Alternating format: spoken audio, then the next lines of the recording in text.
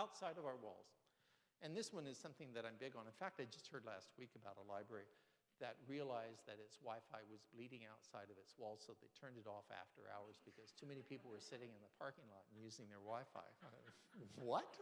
You know, is to an extent, and I've got this inside the report, it may be more beneficial in some respects. I mean, I'm going to give you a couple of figures here, is that when you deal with cell phone use, and this is from Pew Research, and I talked to Lee Rainey from Pew Research about that even in preparation for the report, is that, and what Lee Rainey was really saying is, and it's in one of their latest reports on the internet and the American life, is that, and you've probably seen it reported in the news as well, is that there is absolutely no difference between smartphone penetration between people that are wealthy and people that are fairly poor. They're buying the same smartphones.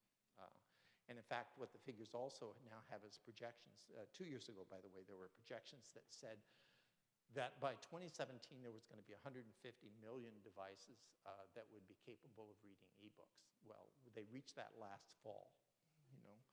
And the new projections are that there will be a smart device for every person on the planet by 2017. So those are the different changes. That doesn't mean it's evenly distributed, because I've got 5, you know. So, but there will be that number that are actually in the world. But the point is that the technology is now available.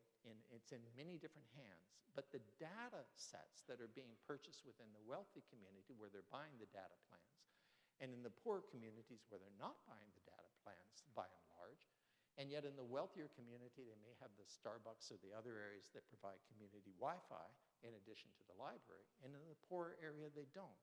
That the library may be able to provide better services to its clientele if it provides Wi-Fi outside of its walls than by providing some services inside those walls. And I think Ben, even tomorrow, will talk about ways in which the community can receive Wi-Fi fairly inexpensively so that that does not become an expensive service by using Canary and BCNet. But it may be better for a library to negotiate and manage to have Wi-Fi in the local arena, which is maybe open 24 hours or from 6 o'clock in the morning till 11 o'clock at night.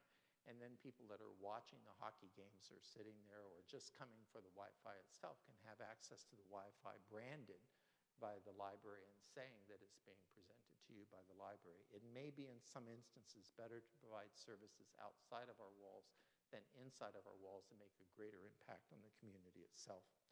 And we're going to gain, through linked open data, an enormous ability to push e-magazines and books to our customers. If we use linked open data, the ability is there if a person has 50 holes on different items, that we should be able to sort of say, if you only want 2 or 3 or 4 at a time, we can manage your queue so that as they become available, we'll only send you the 3 or 4 at a time on a particular topic. Oh, you're really interested in butterflies? Although why a person would really be interested in butterflies, I don't know. Cats, sure, yeah, but butterflies, don't know. But if they were really interested in butterflies, then we can make sure that we're doing that awareness so that we can link them to the fact that when new books come in that are about butterflies, then we can make those notifications using linked open data, which does bring it up to open data. I'm fascinated by open data. It really is quite a remarkable movement.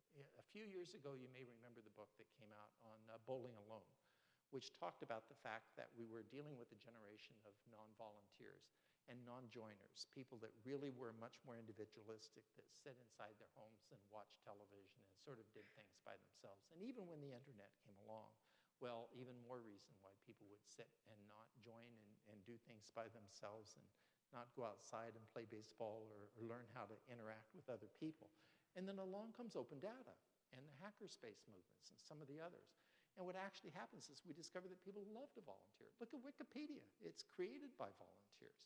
Is that people want to see a product of their investment, of their time.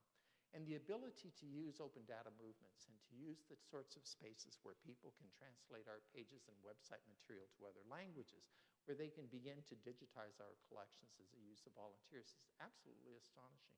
Because there seems to be an endless pit of people who really want to publish onto the web.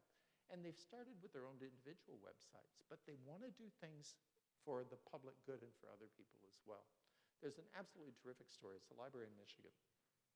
Steve Abram tells it because he went to this particular library and he was talking to them. And he was saying, you know, things like you need to have, and this was a number of years ago, you need to have Facebook within your library, and that's easy to do. Even a small library, it wouldn't cost you very much. You need to have a Wikipedia site. And the senior administration and the board said, you know, we've been thinking about that, and you're right. It's something that we need to do. And then Steve said, well, you have a Wikipedia site. You have a Facebook site. They're actually there. Well, it turns out the janitor had put the Wikipedia site and the Facebook site up. You know. So what we're seeing is, and it was accurate, it was good. So what we're seeing is a certain democratization of information as well, where it's something that other people can do.